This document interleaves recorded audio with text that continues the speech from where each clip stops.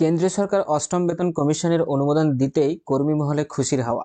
বেতন বাড়বে অনেকটাই, তবে বেতন ঠিক কতটা বাড়বে তা বুঝতে পারছেন না অনেকেই। বিশেষজ্ঞরা বলেছেন বেতন বৃদ্ধির পুরো বিষয়টাই ফিটমেন্ট ফ্যাক্টরের উপর নির্ভর করে। সেটা কিরকম, তো চলুন আজকে দেখে নেওয়া যাক এই ভিডিওর মাধ্যমে, যেখানে আমি আপনাদেরকে জানাবো যে অষ্টম পে যে কমিশন আসতে চলেছে 2026-এ, সেই 2026-এ কোন কোন কর্মচারীদের কত করে বেতন বৃদ্ধি পেতে চলেছে এবং এই ফিটমেন্ট ফ্যাক্টর কি। সপ্তম পে কমিশনে বেসিক স্যালারি কত ছিল, অষ্টম পে কমিশনে যেটা আসতে চলেছে 2026-এ, সেই অষ্টম পে কমিশনে বেসিক স্যালারি কত হতে চলেছে এবং ফিটমেন্ট ফ্যাক্টর অ্যাড করে স্যালারি কত হতে চলেছে, প্রত্যেক কর্মচারীদের ডিএ কত বৃদ্ধি পেতে চলেছে, সমস্ত বিষয়টাই আজকের এই ভিডিওতে এক এক করে জানাবো আমি আপনাদের। তো অবশ্যই আপনাদেরকে বলবো যে আপনারা যারা আমার এই ভিডিওটা দেখছেন, যারা এখন পর্যন্ত আমার ভিডিওটাকে লাইক করেননি, অবশ্যই ভিডিওটাকে একটা লাইক করবে। আর যেতে যেতে অবশ্যই আপনাদেরকে বলবো যে আমার যে চ্যানেল আছে লার্ন উইথ আজাদ, সেটাকে আপনারা সাবস্ক্রাইব করে রাখুন আর পাশে থাকা বেল আইকনটাকে প্রেস করে রাখুন সব থেকে আগে এই ধরনের ভিডিও নোটিফিকেশন পাওয়ার জন্য। নিত্যদিন এই ধরনের সমস্ত কিছু আপডেট, সরকারি প্রকল্প, যে কোনো নিউজ সব থেকে আগে পাওয়ার জন্য অবশ্যই আমার যে চ্যানেল আছে সেটা আপনারা সাবস্ক্রাইব করে রাখুন।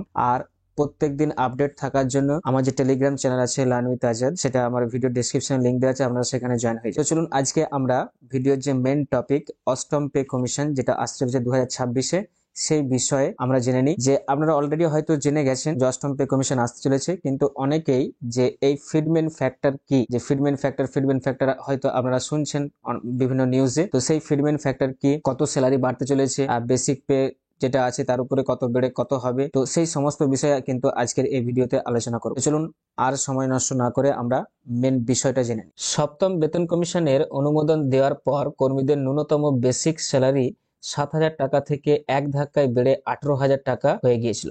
তাহলে এখানে আমরা দেখছি যেটা কি না, সপ্তম পে কমিশনের যে বিষয়টা হয়েছিল সেটা, যেখানে সপ্তম পে কমিশনে আমরা দেখেছিলাম যে কর্মীদের স্যালারি 7,000 টাকা থেকে এক ধাক্কায় বেড়ে কত হয়েছিল, 18,000 টাকা হয়েছিল এবং সেই অনুযায়ী মোট বেতনও বেড়েছিল। কিন্তু 7,000 টাকা থেকে 18,000 টাকা হলো কিভাবে, যে 7,000 টাকা থেকে এক ধাক্কায় বেতন বেড়ে 18,000 টাকা হয়ে গেছিল, বেসিক বেতন বেড়ে 18,000 টাকা হয়ে গেছিল। কিন্তু এটা হয়েছিল কিভাবে, এটা হয়েছিল সবই কিন্তু কার উপর ডিপেন্ড করে না, ফিটমেন্ট ফ্যাক্টরের উপর ডিপেন্ড করে। তো এই ফিটমেন্ট ফ্যাক্টরটা কি, চলুন আমরা সেই ফিটমেন্ট ফ্যাক্টর সম্পর্কে এবার জেনে নিই। এর ভিত্তি ছিল ফিটমেন্ট ফ্যাক্টর। তাহলে 7,000 সপ্তম পে কমিশনে 7,000 থেকে 18,000 হওয়ার ভিত্তি ছিল কি না, ফিটমেন্ট ফ্যাক্টর। সেই সময় ফিটমেন্ট ফ্যাক্টর ছিল 2.57%, মানে নতুন বেতন কমিশনের আওতায় বেতন 2.57 গুণ বৃদ্ধি পাওয়ায় ন্যূনতম বেসিক স্যালারি 7,000 টাকা থেকে বেড়ে 18,000 টাকা হয়েছিল। ষষ্ঠ বেতন কমিশনের সময় ফিটমেন্ট ফ্যাক্টর ছিল 1.86। তাহলে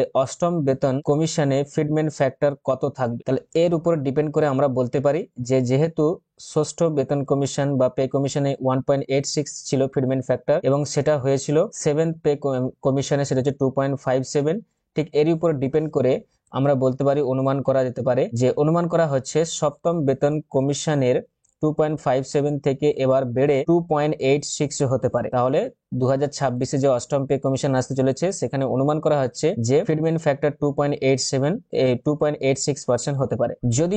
যদিও অনেক কর্মচারী ইউনিয়ন 2.57 থেকে বাড়িয়ে 3.68 করার দাবি জানিয়েছে। এখন যদি 2.86 ফিটমেন্ট ফ্যাক্টরের উপর অষ্টম বেতন কমিশনের কর্মীদের বেতন নির্ধারিত হয়, তাহলে ন্যূনতম বেসিক স্যালারি 18,000 টাকা থেকে বেড়ে 51,480 টাকা হয়ে যাবে। যাদের এখন যে সমস্ত কর্মীদের বেসিক স্যালারি 18,000 আছে, তাদের যদি 2.86% ফিটমেন্ট ফ্যাক্টর লাগানো হয় সেই বেতনের উপর, তাহলে কিন্তু তাদের বেতন দাঁড়াবে 51,480 টাকা। পেনশনভোগীদের ক্ষেত্রেও এই হার লাগু হবে। যারা ডিআর পান পেনশনভোগী যারা আছেন তাদের ক্ষেত্রেও কিন্তু 2.86 কিন্তু ফিটমেন্ট ফ্যাক্টর লাগু হবে, তারাও কিন্তু সেই হারে কিন্তু টাকা পাবে। তাদের ন্যূনতম পেনশন 9,000 টাকা থেকে বেড়ে কত হবে, 25,740 টাকা হয়ে যাবে। আর যদি ফিটমেন্ট ফ্যাক্টর 3.68 হয় তাহলে তো আর বলাই নেই। 3.68 হলে সেখানে বেতন কিন্তু আরো বাড়বে এবং যারা পেনশনভোগী আছেন তাদের কিন্তু টাকা আরো বাড়বে, ঠিক আছে, সমস্ত টাকাই কিন্তু আরো বাড়বে।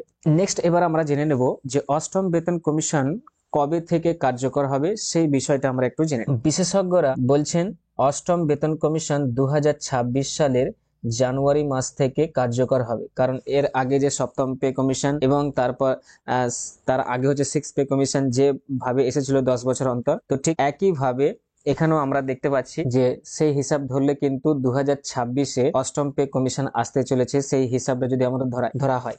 অর্থাৎ এই সময় সপ্তম বেতন কমিশনের মেয়াদ শেষ হচ্ছে। কোন সময় না 2026 সালের জানুয়ারি মাসে সপ্তম বেতন কমিশন শেষ হচ্ছে, আর ঠিক সেই সময়ে কিন্তু শুরু হবে কি অষ্টম পে কমিশন। এটা কিন্তু অনুমোদন জানিয়েছে কেন্দ্র সরকার থেকে, স্বয়ং মোদী কিন্তু এটা জানিয়েছে। তার আগে সমস্ত অংশীদারদের সঙ্গে আলোচনা করবে কেন্দ্রীয় সরকার। বৃহস্পতিবার কেন্দ্রীয় মন্ত্রী অশ্বিনী বৈষ্ণব জানিয়েছেন খুব শীঘ্রই অষ্টম বেতন কমিশনের চেয়ারম্যান এবং 2 সদস্যের নাম ঘোষণা করবে কেন্দ্র, যাতে পর্যাপ্ত আলোচনার সময় পাওয়া যায়। माननीय प्रधानमंत्री जी ने केंद्र सरकार के सभी कर्मचारियों के लिए 8th सेंट्रल पे कमीशन को मंजूरी दे दी है और इससे हमारे 40 लाख जो सिविलियन एम्प्लॉइज हैं, उनके परिवार, मिलिट्री के लोग हैं, पैरामिलिट्री के लोग हैं, उन सबको बहुत खुशी होगी, उनके परिवारों को बहुत खुशी होगी। इसका हमें काफी लंबे समय से बेसब्री से इंतजार था और इससे सभी वेतन स्तर के लोगों को फायदा है और विशेषकर जो रिटायर्ड एम्प्लॉइज हैं उनके पेंशन और भत्तों में भी वृद्धि होगी। प्रधानमंत्री जी ने एक रेगुलर रिदम के साथ पे कमीशन बनाने का जो एक संकल्प लिया है, उसके हिसाब से 2016 में लास्ट पे कमीशन 7th पे कमीशन स्टार्ट हुआ था, तो 2026 में इसका टर्म कंप्लीट होता है। उससे वेल बिफोर 2025 में 8th पे कमीशन स्टैब्लिश करने से sufficient time मिलेगा so that the recommendations can be received well before the completion of the period of 7th pay commission. এরপরের যে পয়েন্টটা, যেটা আপনারা অধীর আগ্রহে আছেন যে অ্যাকচুয়ালি ফিটমেন্ট ফ্যাক্টরটা কি, যে ফিটমেন্ট ফ্যাক্টরটা কি, এত যে নিউজে শুনছেন আপনারা সেই ফিটমেন্ট ফ্যাক্টরটা, এই বিষয়টা কি, যে এই ফিটমেন্ট ফ্যাক্টর লাগিয়ে দিলে বেসিক স্যালারির সাথে এত বেতন কেন বেড়ে যাচ্ছে। তো ফিটমেন্ট ফ্যাক্টর একদমই ইজি, সরল কিছু নেই। ফিটমেন্ট ফ্যাক্টর হচ্ছে কি না, ফিটমেন্ট ফ্যাক্টর হলো সরকারি কর্মী এবং পেনশনভোগীদের বেতন এবং পেনশন বৃদ্ধির জন্য ব্যবহৃত ফর্মুলা। অর্থাৎ কর্মীর বেসিক স্যালারিকে নির্দিষ্ট গুণক দিয়ে বৃদ্ধি করে নতুন বেতন কাঠামোতে সামঞ্জস্য করা হয়। অর্থাৎ আপনার যা বেসিক স্যালারি আছে, প্রত্যেকটা পে কমিশনে এই ফিটমেন্ট ফ্যাক্টর মানে কত গুণ করে তার স্যালারি বাড়বে, সেটাকেই বলা হচ্ছে কি ফিটমেন্ট ফ্যাক্টর। তার মানে হলো সরকারের আর্থিক অবস্থা, মূল্যবৃদ্ধির হার এবং কর্মচারীদের প্রয়োজনগুলি মাথায় রেখে নির্ধারণ করা হয় ফিটমেন্ট ফ্যাক্টর। যেমন একটা উদাহরণ দিয়ে বলা যেতে পারে যে যেমন সপ্তম বেতন কমিশনের ফিটমেন্ট ফ্যাক্টর ছিল কি 2.57, যেটা আমরা দেখেছিলাম। এর মানে কর্মচারীদের বেসিক স্যালারিকে 2.57 দিয়ে গুণ করে যা হবে সেটাই তার বেতন। যদি কোনো কর্মচারীর বেসিক বেতন 15,000 টাকা হয়, ধরুন কোনো একটা কর্মচারীর বেতন 15,000 টাকা, তাহলে ফিটমেন্ট ফ্যাক্টর লাগিয়ে অর্থাৎ 2.57% ফিটমেন্ট ফ্যাক্টর যদি আমরা লাগাই, তার নতুন বেতন হয়ে দাঁড়াবে 38,550 টাকা। এটা বেতনের বেসিক অংশ।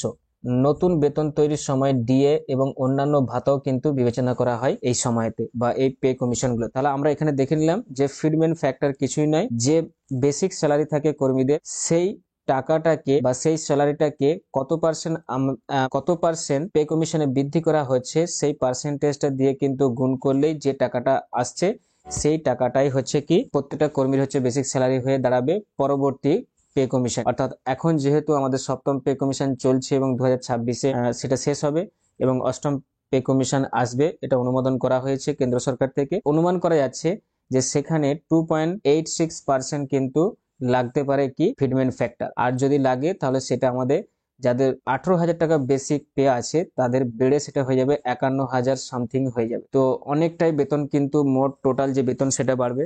এবং শুধু এটাই নয়, কর্মচারীদের নয়, যারা পেনশন যারা পান পেনশনভোগীদেরও এই একই ফিটমেন্ট ফ্যাক্টর তাদের লাগানো হয় এবং পেনশনভোগী যারা আছে তাদের বেতন এবং পেনশন বৃদ্ধির কিন্তু ক্ষেত্রেও এই ফিটমেন্ট ফ্যাক্টর কাজ করে এবং সেখানেও তাদের কিন্তু এই একই হারে 2.86 হারে কিন্তু বাড়তে পারে বেতন, অনেকটাই কিন্তু পেনশনভোগীরা তাদের বেতন পাবে। তো এটাই ছিল 8 পে কমিশন এর বিষয়ের ডিটেলস ভিডিও, যেখানে আপনাদেরকে আমি জানালাম যে 8 পে কমিশন কবে আসতে চলেছে এবং 7 পে কমিশনে কি হয়েছিল, 6 পে কমিশনে কি হয়েছিল এবং ফিটমেন্ট ফ্যাক্টর যেটা আপনারা বারবার শুনছেন নিউজের মাধ্যমে, সেই ফিটমেন্ট ফ্যাক্টর অ্যাকচুয়ালি কি অনেকেই জানেন, কিন্তু যারা জানেন না এখান থেকে জেনে নিলেন যে ফিটমেন্ট ফ্যাক্টর কিছুই নয়, সহজ সরল একটা সাধারণ হিসাব যে কত গুণ বেসিক স্যালারিটাকে বৃদ্ধি করা হচ্ছে, সেটাই নতুন পে কমিশন। এটাই হচ্ছে কি ফিডম্যান ফ্যাক্ট। আরো যদি কিছু জানার থাকে তাহলে অবশ্যই আমাকে কমেন্টে জানাবেন। আর এই ভিডিওটা যদি আপনাদেরকে ভালো লেগে থাকে তাহলে অবশ্যই একটা লাইক করবেন, আর ভিডিওটাকে বেশি বেশি করে সবার কাছে শেয়ার করবেন। আর হ্যাঁ, একটা কথা বলতে ভুলে গেলাম, যে অবশ্যই যারা আপনারা এখনো পর্যন্ত আমার ভিডিওটাকে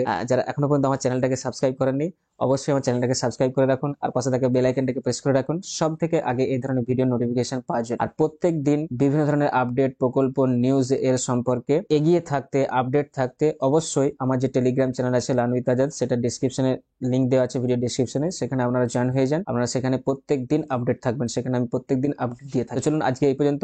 thanks for giving your time. Tata, by.